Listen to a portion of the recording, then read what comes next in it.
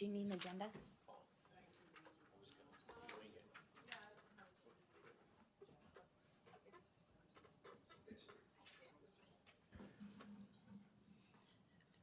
Do you guys want agenda? She's got them. I think. Yeah, I mean, do you guys need an agenda? Want an agenda? Do you want an agenda? Does it say, word, I just wanna make sure it's. It just says canvass of the November 2nd, 2021 election Right, yes. pursuant to. But you can hear, just don't take our word for it. Correctly. Yep, Okay. County Board of Canvas.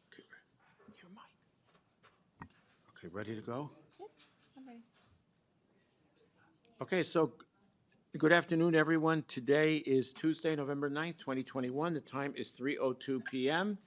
This is a special meeting agenda as required by Idaho Code, County Board of Canvassers elections for the most recent election, which was last week, November 2nd. Attending are Commissioners Duncan and Filios. Commissioner Bill Brooks is excused.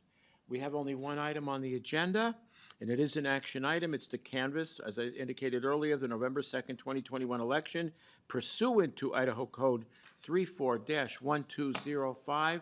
Our County Clerk, Jim Brannon. Go, Jim. Thank you, Chairman Filios. I'm going to allow our elections manager to go through the canvass with you. He has done a very thorough job, and the election was huge for a municipal odd-year election. Pardon me. More than double, almost double what we had the last time. So we had a voter turnout of 34,950. In 2019, we had 11,781. There was a lot of interest, and the turnout percentage was 17.4 in 19 and 34.6 in 21. The one thing I would like to say is, if you look at your canvass report, it shows that there are 99,000 and some odd registered voters. The reason for that is there was no contested races in Hutter. There was no contested races in State Line. So those items would not reflect because they were not eligible to vote in this election. Our total is 103,000 roughly. Okay. And so with that, I'm going to hand it to Asa, the brains of the outfit. All right, thank you. So yes, I'm just going to briefly walk through a couple things on the abstract and then through the narrative as well. So as Clerk Brandon said, on the abstract, you can see that we had 99,137 voters that were eligible to vote this election. We also had 1,898 voters that either updated their registration or registered for the first time on election day. And so based on that, our voting turnout was 34.6%, which is almost double what we had even in the May hospital election when we had just over 18% turnout and 18,000 voters casting a ballot. Going through the abstract, we just have the various races, the various offices up, the different cities. We did have a couple close races that I'll point out on the city of Coeur d'Alene. We did have Council Seat 6 was a 49 vote margin. And then further in, we didn't have as many close races in Hayden, Post Falls, some of the other cities. But getting further down to Coeur d'Alene School District, we have Trustees Zone 4. And that was decided by a 27 vote margin. And then Post Falls School District Trustee Zone 4, again, was decided by a 12 vote margin. And I'm pointing those out because I'll talk about those when we get into the canvas here, or into the narrative here, because I want to point out some specifics about those offices. Outside of that, nothing severely exciting in the abstract. I do want to point out the Northern Lakes Fire Levy. While it did garner 60% approval, it required 2/3 in order to pass. So that, even though the in favor of is higher than the against, it did not pass.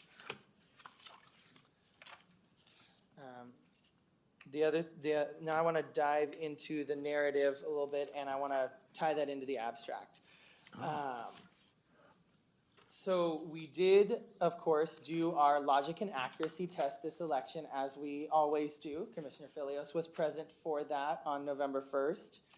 And we tested all three machines, and everything was in perfect agreement with our test deck. I like to mention, because it's not necessarily publicly known, but we mark our test deck in-house.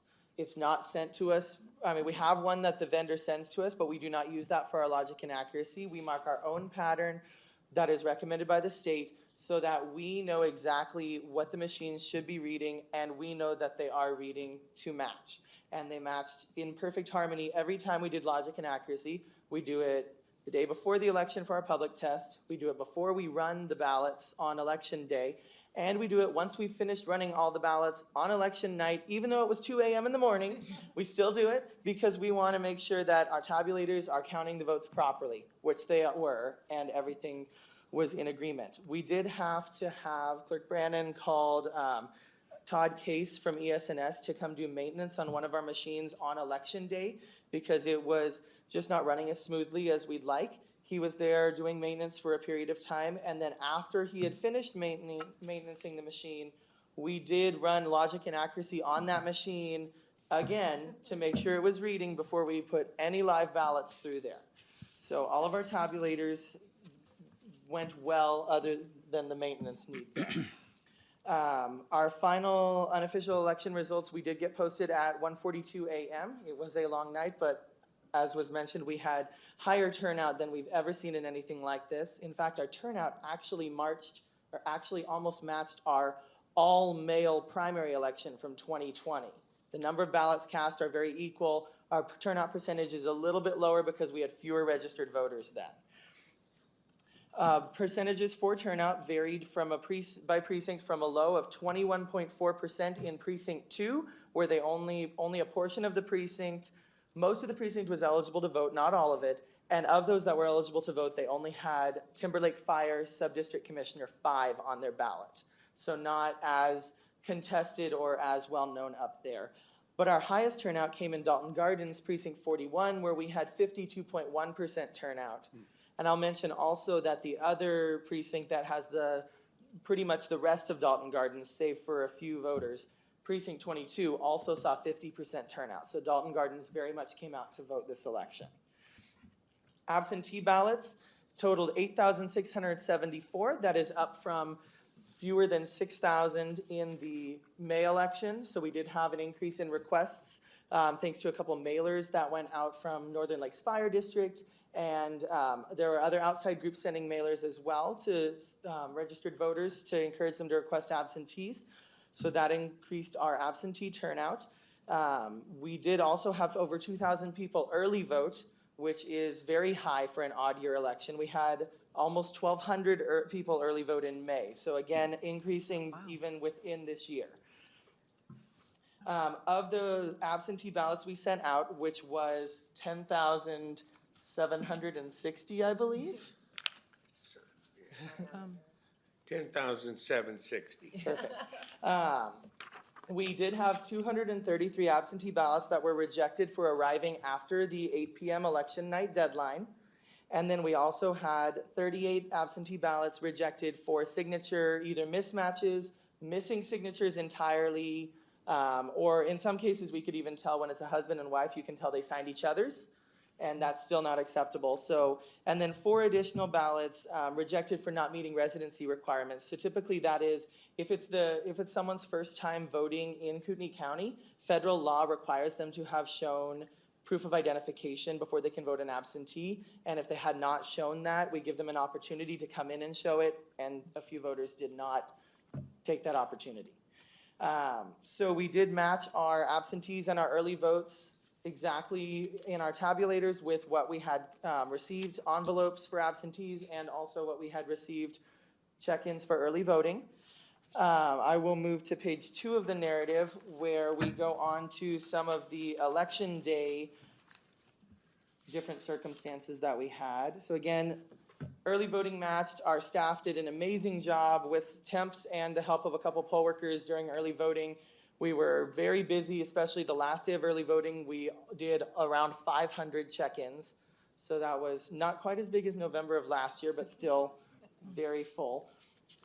I just can't say enough about the staff we have at the elections department. Everyone there, they really work their hardest and work long hours in order to make sure that everything, all the T's are crossed and I's are dotted, every absentee ballot's received properly, signatures checked, all of that. So our staff did an amazing job.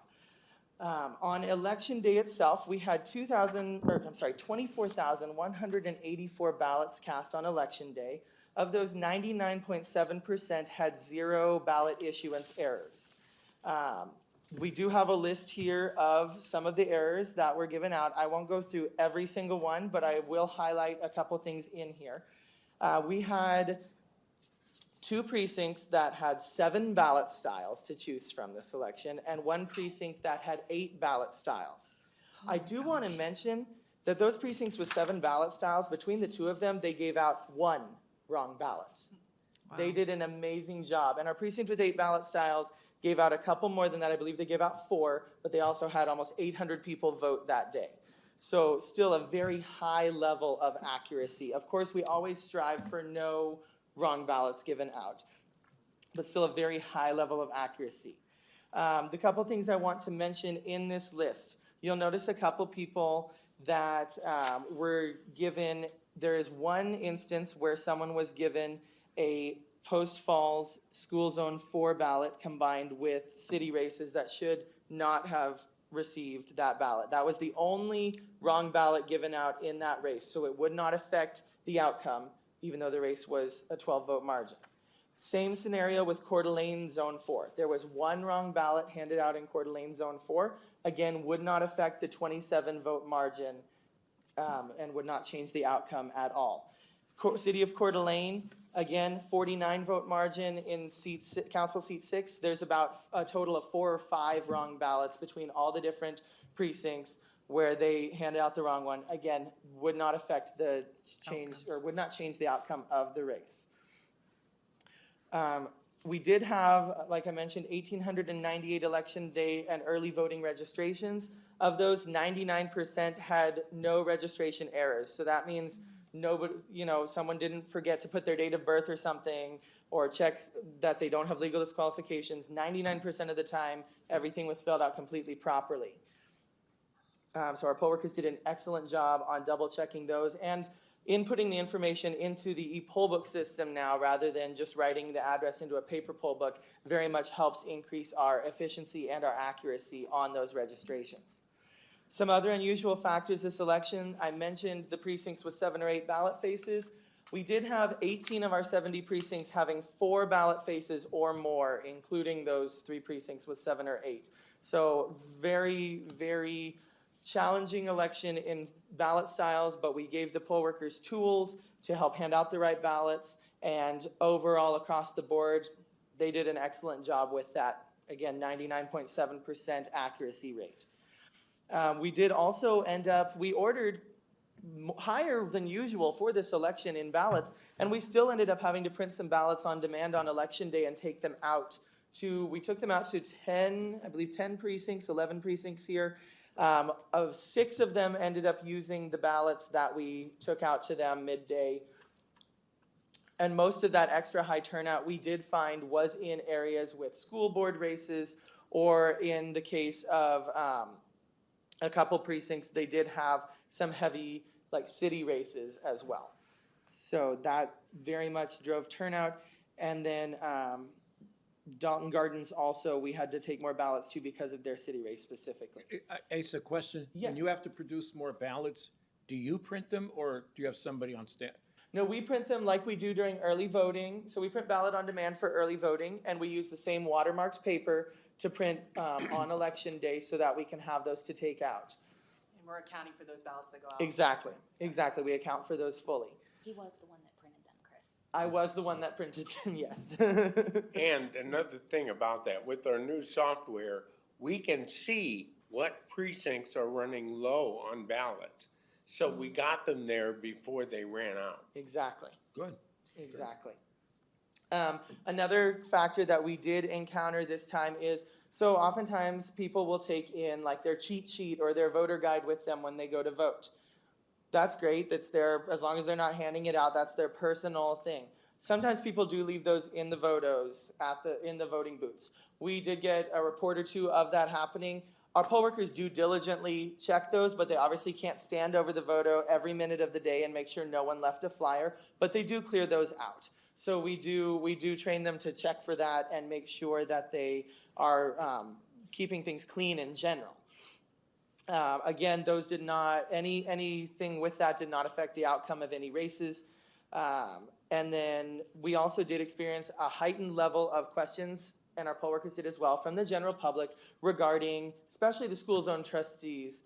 Why don't I get to vote for this one? Why don't I have one on my ballot? Again, it was a very good educational opportunity because trustees are different than fire commissioners or county commissioners in the fact that county commissioners and fire commissioners have to live in their district or sub-district, but are elected district-wide, whereas school zone trustees are not only have to reside in their district, but also are elected only by voters the within zone. their district. So, or within their zone, excuse me, thank you. So we fielded quite a few phone calls on election day regarding that, and we were, I think, able to explain to most people's satisfaction why that occurred. Some people still don't love the fact the law is that way, but we can't change that. So, outside of that, those are the biggest things I wanted to highlight about this election. Overall, we had a really positive election day. Turnout was higher than I could have ever guessed it would be this time, but we prepared as best we could for that, and yeah, that is our November 2nd election. Questions for Asa? I'm good. Couple of things. I remember when Jennifer and I were talking about a week before. What did I estimate? 35,000? Is that what you, it's a blur. I just. I'm back sorry, in I'm this taking weekend, so, okay. Yes. Yeah, that, So you got it right on. pretty darn close. I missed it by what, 12 or something? 240 votes. Okay, well, Yeah, okay, something close like- enough. No, 50 votes. 50 votes. Well, it was interesting. We were just looking at some past and making some Yeah, you're right. assumptions Now that based on percentages, yeah. But anyway, on a somewhat more somber note, and this one is difficult for me, but I have to bring it up because as a commissioner, I've heard about it. Okay. We have gotten, got to be careful with this, this is circuitous and secondhand, people having left ballots at polling locations, particularly churches. Have we got, now I understand we don't have any formal complaints. What is your question? Have we received any formal complaints? On, Ballots that, okay, shouldn't say ballots. The sample ballots that have been put out by organizations that were left in polling booths, let me be more specific. we have received some emails, and I think Asa has addressed that. Okay. We train our workers, I mean, and literally, people were bringing a lot of sample lists in. We did it, we saw it during early voting as well. And with early voting, we would generally go over and make sure, do a quick pass. But with election day voting, one right after another, You can't. you know, and quite honestly, I wish people wouldn't do that, but it's been going on. People have always had their cheat sheet, either it's from the newspaper or from a political group. So yes, we have received emails, but no formal complaints. No formal complaints. Okay. Yep, I've responded to a couple emails regarding the presence of, again, cheat sheets or flyers, sample ballots at polling places, and I've definitely addressed those at a couple locations specifically, and we always encourage people, if they see that on election day or something, number one, tell the judge at the polling location, and number two, give our office a call right away, because we want to avoid anything that could particularly affect the perspective of a fair and neutral polling site. That's why we want to make sure, hey, if you see someone, that's why we encourage people, if they see someone within the 100-foot mark passing things out, call us. If people are leaving, their things in the voters, mention it to the judge at your polling place so they can go wipe those out, clean them out, get all that out of there. And anything regarding that, we want to know about it right away so we can handle it. And we Okay. do send members of the auditor's staff around to various precincts. Keith and Dina visited approximately 20 precincts. Okay, good. And I will mention also that this time around, we gave our poll workers an etiquette and tip sheet, not only for dealing with people who maybe want to start political conversations that our poll workers should not be engaging in, but also to tell our poll workers they are not to engage in political conversations or anything of any political or partisan nature, because that is not their job. So we provided them with this at training. We put it in our slideshows. Like we give them tools for how to deal with this. Okay. Thank you for that. No, I wanted to bring it up because I don't know who's listening or whoever's paying attention, but at least we're addressing the situation. So thank you very much. I Yep. appreciate that. It's important that if someone sees an issue, a voter, that they contact either the judge or us right away. We do need to be made aware of that, and we take it very seriously. Yes, Okay. absolutely. Great job, guys, as usual. Thank you. Any questions, Leslie? Nope. I guess just how do you want the motion to read? That we're accepting the canvas? Like or- twice a year, you think I'd remember the motion? Yeah, you accept the canvas of the Okay. November 2nd Consolidated election. election. And then we'll do the certificates signing up. Okay. All right, I move that we accept as the County Board of Canvassers the results of the consolidated November 2nd, 2021 election. Second. Commissioner Duncan? Aye. Chairman Philios? Aye, and the motion is carried. We're accepting the canvassing of the November 2nd, 2021 consolidated elections. Thank you all. Thank you, Jim. Thank you, Asa. Thank you, Jennifer. Thank you. And thank your entire staff and poll workers, please. Yes. And thank you guys for having the foresight to get all of the electronic and the third county machine and all this stuff up before. We wouldn't have had the third counting machine, we'd still be Yeah. counting. Yeah. No, not So quite. thank you guys for thinking ahead and planning ahead and getting that stuff done. By the way, public comment? We have a comment, okay. We have one comment online from Hayden's Happenings that said, "Good job, guys." Oh, Thank you. job. That's it. You've had your compliments for the year. That's it. We'll bring that back to the The office. year's almost over. Did you want to adjourn? Okay, so, thank you, Ronnie. So the time is now, I've got 3:24, meeting adjourned. Thank you.